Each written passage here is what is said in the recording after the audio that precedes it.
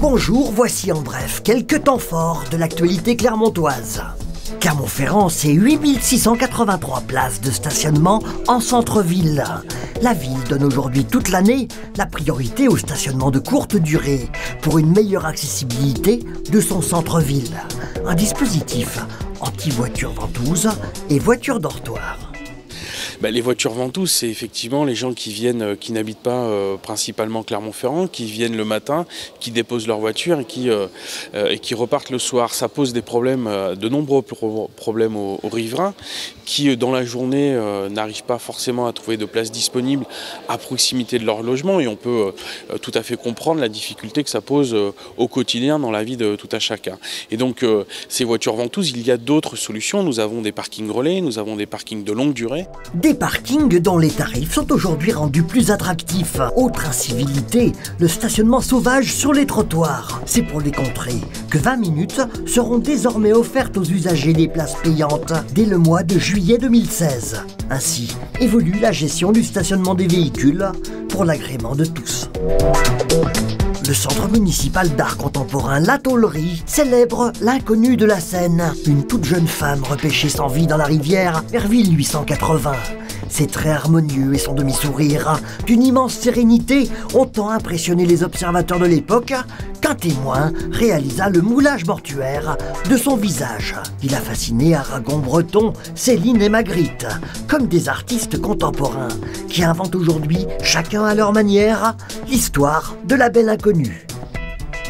Le meilleur des traditions trouve toujours place dans le monde d'aujourd'hui. Pour preuve, la vertueuse Rosière, qu'on élit depuis des lustres chaque année, devient aujourd'hui ambassadrice de Clermont. Voici Pauline, championne d'Auvergne de karaté 2015 et arbitre interrégional, qui est aujourd'hui en première année de médecine pour être cardiologue. Elle nous rappelle l'égalité nécessaire des femmes et des hommes partout en France, côté droit et liberté. Les filles dans notre quartier sont assez rabaissées par l'image patriarcale. Et moi, ce que j'aimerais montrer, c'est que la femme est égale à l'homme et que c'est pas parce qu'une femme, elle représente quelque chose en particulier qu'une femme est un symbole, un objet. Au contraire, une femme, c'est libre et voilà, c'est ça qu'il faut représenter.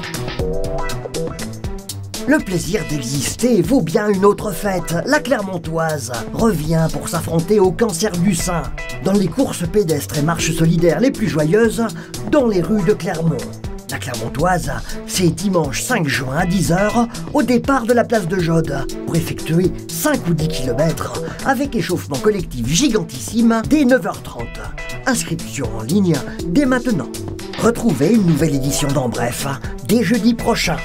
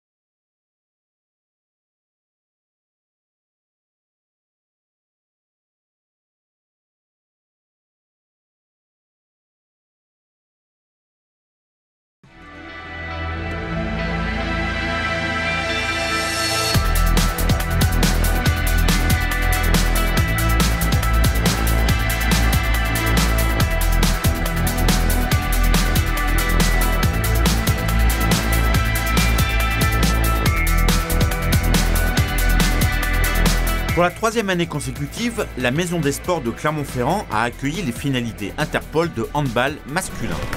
Organisé par la Ligue d'Auvergne, ce rendez-vous qui rassemble les meilleurs espoirs de la discipline a été une fois encore une belle marque de confiance de la fédération française. Belle marque sur l'organisation et puis belle marque aussi sur le travail qui est fait au quotidien sur le pôle de Cournon, puisqu'on était un pôle qui a une existence de 7 ans, la volonté d'essayer de rattraper un petit peu le niveau qui est sur des pôles qui ont déjà 30 ou 40 années d'existence.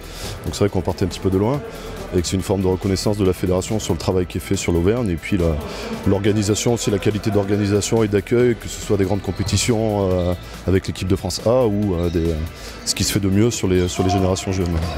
Une belle marque de confiance qui par là même offre une belle vitrine au hand auvergnat. Ça permet à un public non averti, pas habitué à avoir du haut niveau, de pouvoir participer, voir un petit peu ce qui se fait de mieux au niveau français, au niveau national et international, puisqu'on a beaucoup de jeunes qui jouent aussi sur des niveaux internationaux. Et aussi d'avoir une espèce de visibilité du pôle espoir qui, on ne peut pas dire qu'on s'entraîne en vase clos, mais c'est vrai qu'on a, sur nos compétitions, on a plutôt tendance à partir plutôt que de recevoir. Donc là, ça permet de voir ce qu'on produit. Et pour Éric Brosset, faire partie du staff de la sélection Sud-Est est là aussi un encouragement pour le travail fourni jusqu'ici. Ça fait toujours plaisir d'être reconnu sur le travail qu'on produit. Et puis une association avec Jackie Brun, mon collègue, là, c'est la 3e année. Donc une forme de confiance qui s'est installée aussi de la part de la fédération sur l'encadrement de ce groupe. Et du travail qu'on a produit aussi, puisqu'on finit premier la première année, deuxième la deuxième. J'espère juste qu'on finira pas troisième la troisième, quoi. Quant aux jeunes, cette génération 98-99 joue là une part de son avenir avec l'espoir de défendre un jour les couleurs de la France. C'est un petit peu le dernier maillon, le dernier moment de détection pour ceux qui s'occupent de l'équipe de France jeune. Les rassemblements ont déjà commencé pour cette génération. Ça permet de revoir des joueurs ou de suivre des joueurs qui n'auraient pas encore intégré le dernier maillon, la dernière marche de l'équipe de France pour pouvoir les évaluer sur une compétition où tout le monde est présent. Donc ça leur donne une dernière chance d'être détectés. Il y a donc eu du spectacle durant 3 jours sur le parquet de la Maison des Sports, histoire de prouver, s'il en était besoin, que le hand français se porte plutôt bien.